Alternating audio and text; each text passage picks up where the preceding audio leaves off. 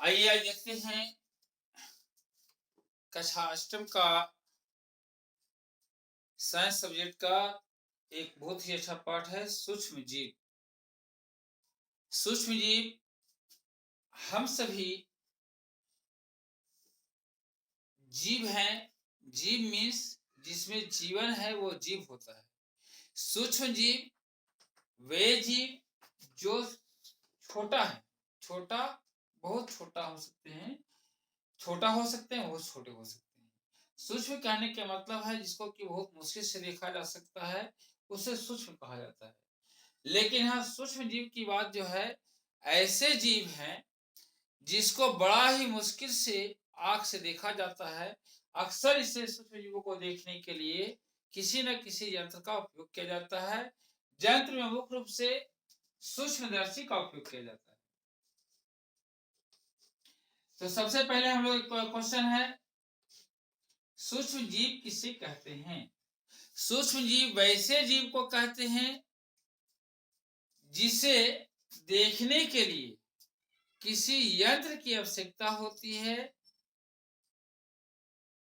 इसे सूक्ष्म जीव कहते हैं। आइए देखते हैं सूक्ष्म जीव के प्रकार। सूक्ष्म जीव के कई प्रकार हैं। एक है जीवाणु, कवक, प्रोटोजोआ और शैवाल।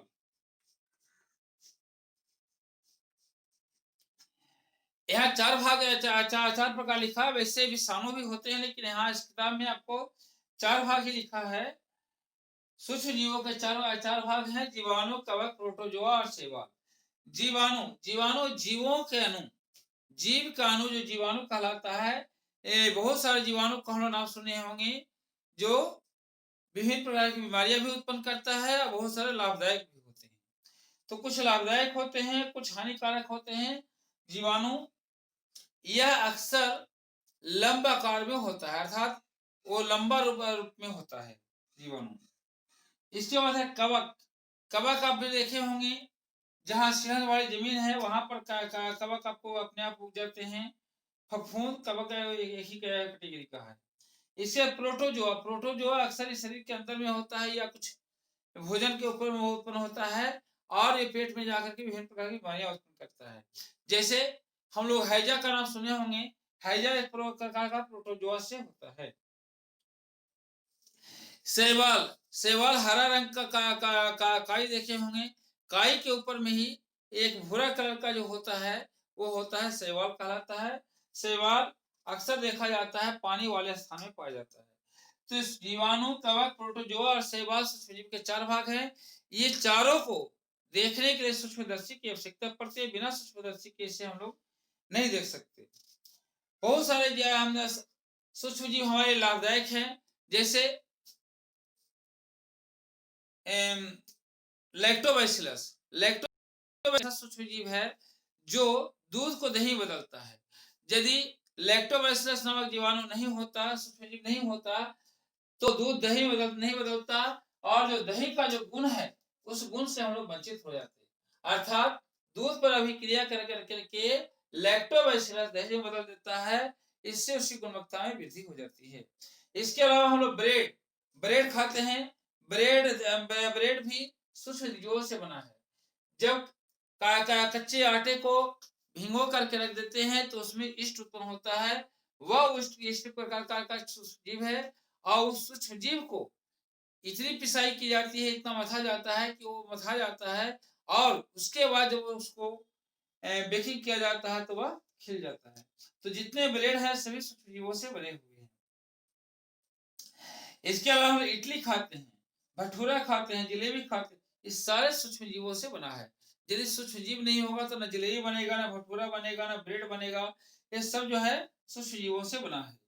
लेकिन कई सूक्ष्म जीव जो है हानिकारक भी हैं। जैसे सूक्ष्म जीव अभी बता रहे थे हैजा, हैजा उत्पन्न करता है, डायरिया उत्पन्न करता है, विभिन्न प्रकार के रोग उत्पन्न करता है। तो ये सब जो रोग उत्पन्न करने वाले सूक्ष्म जीव है वो हानिकारक है।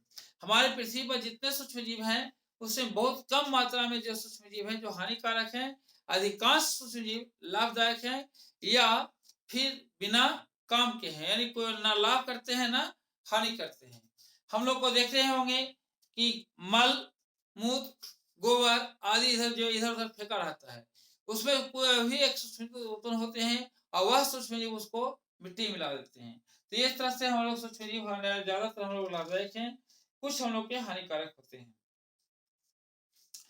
टीकाकरण, टीकाकरण का नाम सुने होंगे। टीकाकरण क्या है? टीकाकरण एक ऐसी प्रक्रिया है, टीकाकरण एक ऐसी प्रक्रिया है जिसमें किसी खास रोग से लड़ने के लिए रासायनिक पदार्थ शरीर के अंदर प्रवेश कराया जाता है। टीकाकरण एक ऐसी प्रक्रिया है जिसमें विशेष प्रकार के रासायनिक पदार्थ शरीर के अंदर प्रवेश कराया जाता है। यह रासायनिक पदार्थ विभिन्न प्रकार के या खास प्रकार के रोगों से लड़ने के लिए सक्षम होता है। इस तरह से भी लिख सकते हैं, टीकाकरण एक ऐसी प्रक्रिया है जिसके द्वारा विशेष प्रकार के रोगों से लड़ने के लिए विशेष प्रकार का रासायनिक पदार्थ शरीर के अंदर में प्रवेश कराया जाता है। प्रवेश कराने का कई तरीके हो सकते हैं, जैसे उसको हम लोग सुई देकर के ही प्रवेश कराते हैं, मुंह में ड्रॉप देकर के प्रवेश कराते हैं, और हम लोग मुंह से खा करके भी उसको प्रवेश करवाते हैं। तो प्रवेश कराने के कई तरीके हो सकते हैं।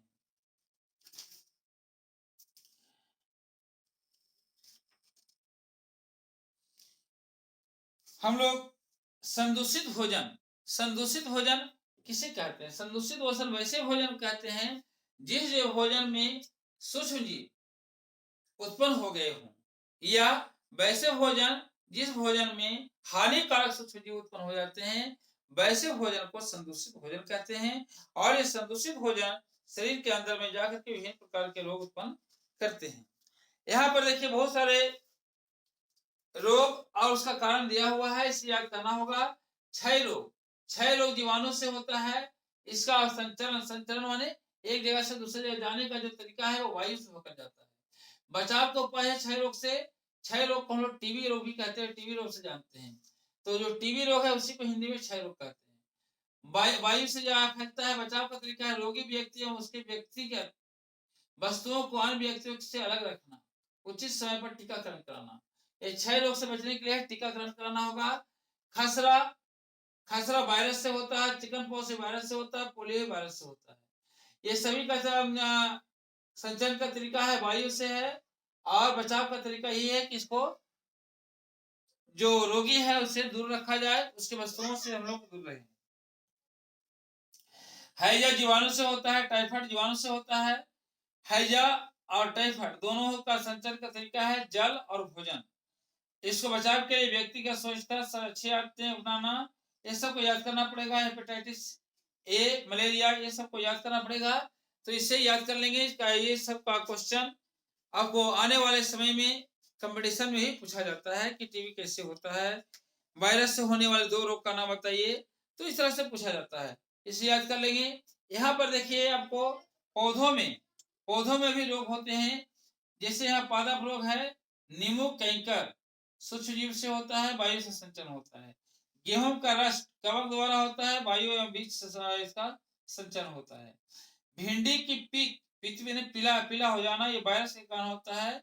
संचरण का तरीका ऐसा कीट है, कीट माने कि छोटे छोटे कीट होते हैं, इसको एक पेड़ से दूसरे पेड़ पर ले जाने का काम करता है वायरस। इसके बाद आता है खाद्य पदार्थों का संरक्षण। खाद्य पदार्थ को यदि हम लोग संरक्षित न करें तो वो खराब हो जाएगा। खाद्य पदार्थों का संरक्षण आवश्यक है। अब क्यों आवश्यक है? इसका कोई मुख्य कारण है, कई बार हम लोग आवश्यकता से ज्यादा भोजन पका लेते हैं और खाते कम है। दूसरी बात ऐसे भी होती है, कुछ ऐसे भी खाद्य पदार्थ हैं जिसको हमें भविष्य के लिए रखना होता है। वह फल हर समय नहीं मिलता, और वह फल हर समय नहीं मिलता तो उस फल को संरक्षित रखना भी आवश्यक है। हम लोग जैसे अचार भी एक प्रकार का खाद्य पदार्थ है, उसे भी संरक्षित रखा जाता है। तो संरक्षण करना यानी बचा कर रखना। बचा कर रखने के लिए कई तरीके हैं। इसमें है रासायनिक उपाय। रासायनिक उपाय में क्या करते हैं? खाद्य तेल, सोडियम, बेंजोएट, सोडियम आदि दे करके खाद्य पदार्थों को सुरक्षित रखते हैं। जैसे अचार आदि।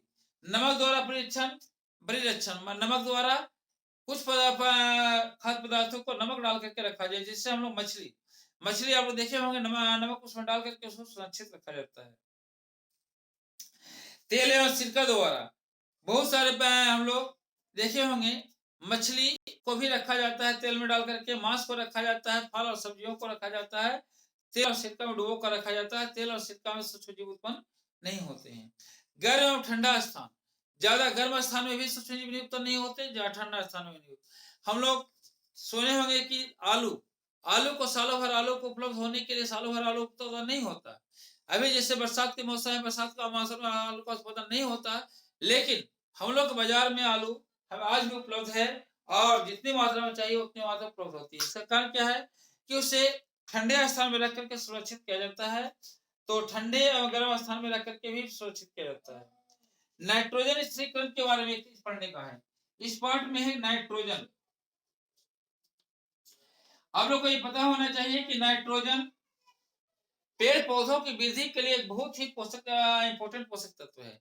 नाइट्रोजन पेड़ पौधों की वृद्धि के लिए बहुत ही आवश्यक है, और यह पृथ्वी वायुमंडल में 78% है।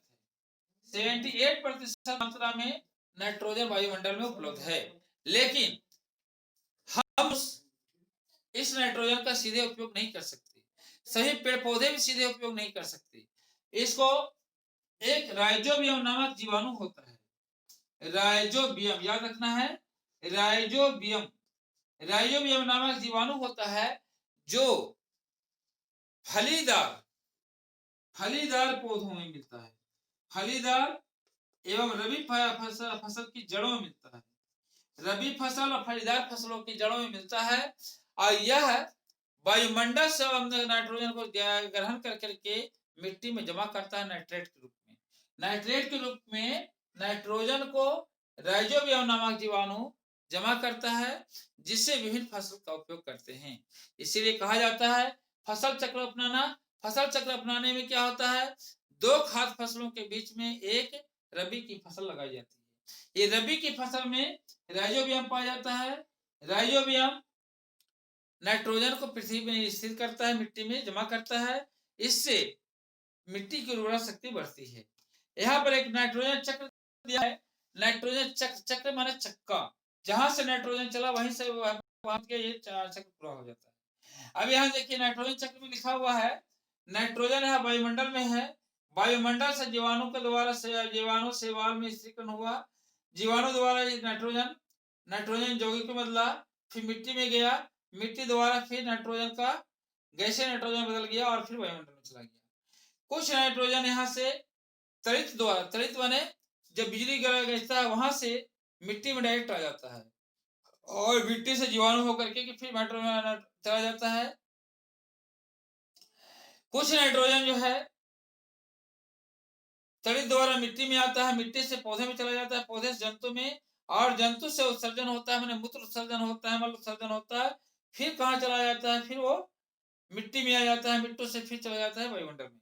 तो इस तरह से नाइट्रोजन जहां से चल रहा है वहां पहुंच जाना नाइट्रोजन चक्र कहलाता है। नाइट्रोजन चक्र को याद कर लेंगे, समझ लेंगे, और क्या कर लेंगे, रोग और उसके कारक इसको याद कर लेंगे। साथ ही साथ छोटे छोटे क्वेश्चन आंसर आपको दिया हुआ है, ये छोटे छोटे क्वेश्चन आंसर स्वयं से कर लेंगे।